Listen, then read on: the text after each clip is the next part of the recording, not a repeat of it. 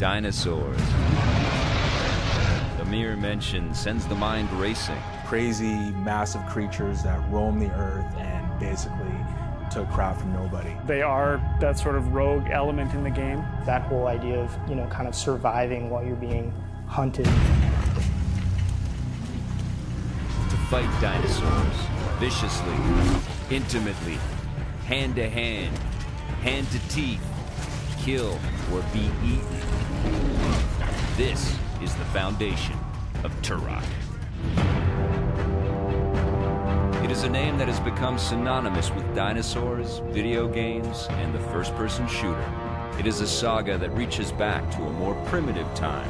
And although there are elements of familiarity in the tale, our story starts here in Vancouver, British Columbia, at game development studio Propaganda Games, the birthplace of the new Turok. With the franchise off the radar for more than 5 years, Touchstone had some big expectations to fill if they hoped to recapture the golden age of Turok. By acquiring Propaganda Games, they felt up to the challenge. Not only would the talented team at Propaganda reimagine the story for today's audiences, they'd also work to build a game that stood out and competed in the overcrowded first-person shooter genre. We heard a rumor, somewhere out there that they were in the works of acquiring the Turok license for a new game. And that just sort of got us all thinking of all these cool ideas, things that we could do with Turok. Hey, who's the new guy? I like his hair. Hey, Looks old. your name's Turok, right? I know all about you.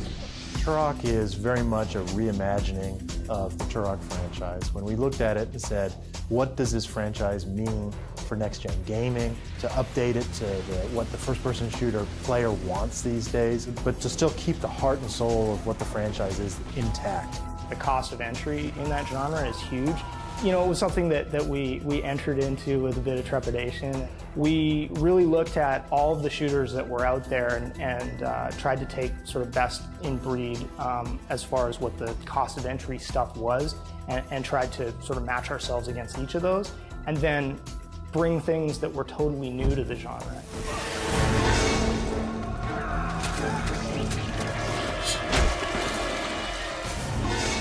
We did bring a lot of those third-person moments into the game, which I think really sort of separates it from other shooters that are out there.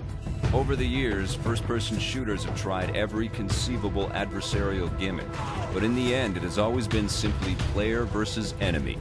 Turok, however, puts a unique twist on the genre by introducing a third, indifferent party into the fray. The most imposing of them all would have to be The T-Rex, it's the biggest, it's the baddest, it's probably the scariest dino in the game. And it's big, it's imposing, it's scary. Just about everybody's first reaction is kind of fun, and a lot of times people just turn in the game and run away. In order to take down these behemoths, gamers are going to need a vast arsenal of cutting-edge weapons. But is that enough? The primal weapons in the game, the bow and the knife, are totally the best part.